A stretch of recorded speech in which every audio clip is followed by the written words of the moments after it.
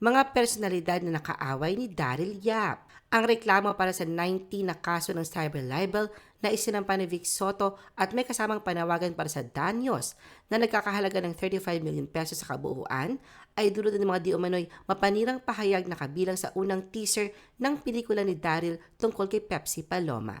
Nilinaw naman noon ni Cherry Pie Picache na wala siyang personal na galit kay Direk Daryl. Ang ibig lang niyang iparating ay nagsasalita siya para ipakita kung ano ang totoo.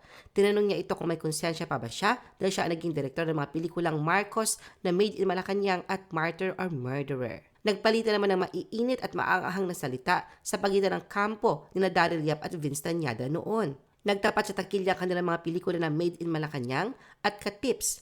Ilang beses nagsagutan sa social media ang dalawang filmmaker. Matatandaan na pinatot sa dahan noon ni Joel Lamangan ang pelikula ni Daryl. Tahasang sinabi ni Daryl na selfish o sa Kim's Direk Joel Lamangan sa paraan ng pag-atake nito sa kanyang pelikula. Pero dahil sa mga kamakailang komento ng batikang direktor, nagbago ang pagtingin niya rito.